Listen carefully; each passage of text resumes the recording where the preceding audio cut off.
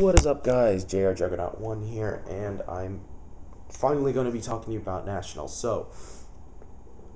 My trip was pretty good. I had a lot of fun, and I just kind of want to talk about it briefly because there's just a lot I want to say, and I'm just going to keep it short. I'm not going to go into too much detail about what happened. So basically, I got there Friday. I met a lot of people over the course of that day. Tested. I was recruited to join my friend's team. I'm now part of Team Cosmic Galaxy. We might be starting a YouTube channel up. We're still working on that. But yeah, we're just not a very professional team. We don't have any really good players on it. But you know what? We've got some decent players, and you know what? I'm happy to be part of it. Because they're all very nice guys and kind of odd, but still good people. And it's nice. I didn't want to be simply part of the team, like a part of any team. I just, I appreciate the offer. I decided, you know what, I'm going to take advantage of it. And plus, they made it clear that, we made it clear that if they're okay if I decide to join like a different team, if I find that like it's, I have more to gain, like, if I something like that, like just, my choice, that sort of thing. But yeah, moving on, I was doing a lot of testing. I was looking forward to pre-registering, but I didn't end up doing so because I had to submit my deck list immediately. So I just decided to just test out, get my deck ready. It was mainly the side deck that I was having issues with, not the main deck. I fixed up the main deck a little bit though, fixed up the side deck, and I ended up just getting it ready for the following day, which was really helpful. Now, what happened? Thankfully, the following day, I was fortunate in that I didn't really have to wait to register, which that was my big concern. But it was quick, easy, painless, so that was a big relief. When I went to the event, I was kind of nervous. I was just like, you know what, I should have a good shot, but we'll see what happens. We were waiting for a pretty long time for the event to start. I was like going around seeing what are people doing, and it was, I don't know, I wasn't sure really. I was like, I could end up, let's hope I don't have to face like a really good player on one. I just faced a guy who, never met him. He was a nice guy though. I found out we started the game. He starts off Tour Guide Sangan, so I'm like, oh great, all these different decks you could be playing. And I find out he's actually playing Tour Guide Heroes, a deck I never thought I would actually face in a competitive tournament. But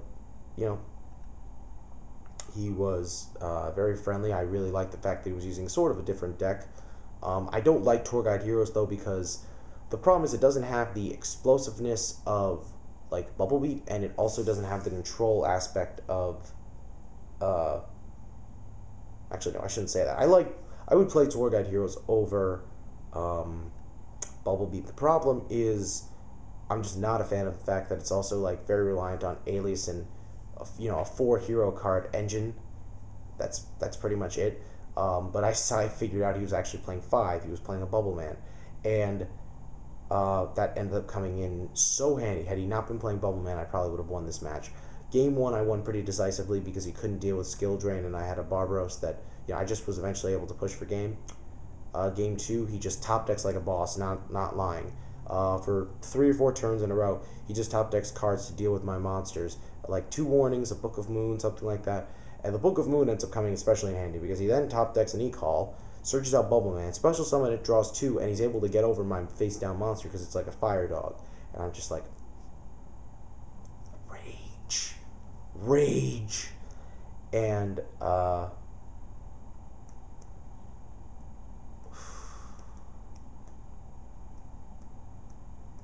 like it's like it was kind of frustrating. And then game 3, Game 3 was a very annoying situation as well, because Game 2, I just couldn't deal with his Bubble Man. He ended up top decking Miracle Fusion, but the ultimate problem is I can't stop his Bubble Man from beating me down to 0. Game 3, I draw no monsters, and I stupidly set 5 back row. So eventually I draw Barbaros. I go summon. He tries to warning. I'm like, great, I have to use one of these back rows. So I use... What did I use? Oh, yeah, I used... yeah,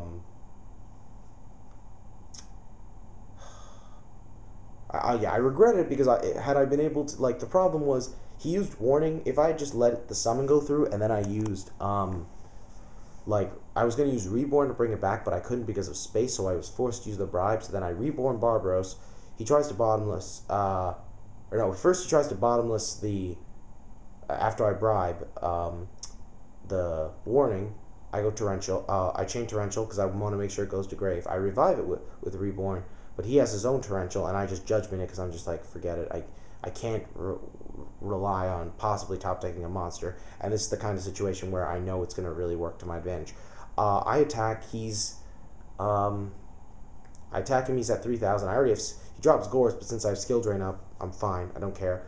The next turn he goes Smashing Ground and attacks me for game because I'm at 26. Joy. Round 2 I end up facing Inzectors.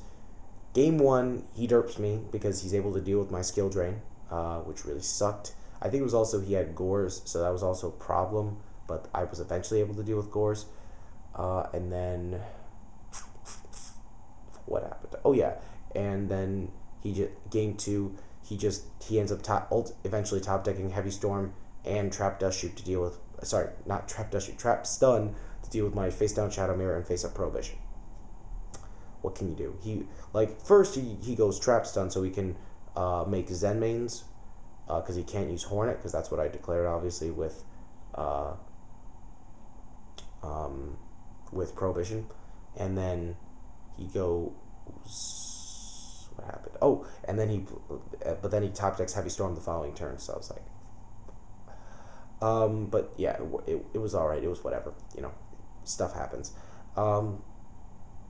Then round I was 0-2. I was just like whatever, but you know what? You just keep going on. If I go to YCS Providence, which I'll talk more about at the end, I'm not gonna let that happen.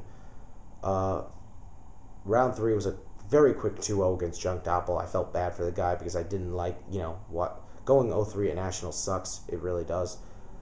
And then round 4, I beat Inzectors 2-0 this time. I 2-0'd them this time because game 1, he's never able to gain any momentum, and game 2 is pretty much actually the same thing. So I just win pretty quickly.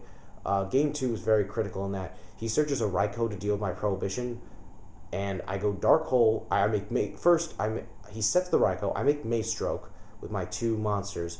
Go Dark Hole, so I clear the Raikou, and then I summon 8 Fighter, which I top decked.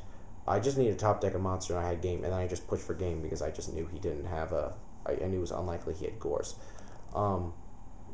And yeah, thank God I had game there because I was just like relieved. I didn't want him. And then he shows me 3 Hornets in his hand, and I laugh. Round 5, I play against Wind Up Tech Genius. Yeah, process that. I didn't find out though he was playing the Wind Up part until game 2 because game 1, I only see his Tech Genius monsters, so I assume he's playing TG Stun. And then game 3 is just back and forth, back and forth. He is the turning point is when I go beat him to his face with monsters. He drops Gores. I make Maze Stroke and try to Dark Hole the field, even though that kind of makes me go minus. No, it doesn't. It evens things out. But he is Veiler, so now he has no cards in hand. But if he top decks a monster, I lose. So this is like a really awkward position. Thankfully, he doesn't top deck a monster, and he does eventually top deck a Rush Rhino, but he's still not able to do enough damage with it to win, and I'm able to attack over it with a revived Flame Tiger. And the following turn, he's just unable to deal with my big monsters. And he tries to make his face down seem relevant, but they're not, and I attack for game, which was a huge relief. But then round 6, I play against Chaos Dragons. Game 1, he derps me. Game 2, he leaves his Sangan in face-up attack position, and I attack over it with a 3k Barbaros for game. What happened next? Oh, and then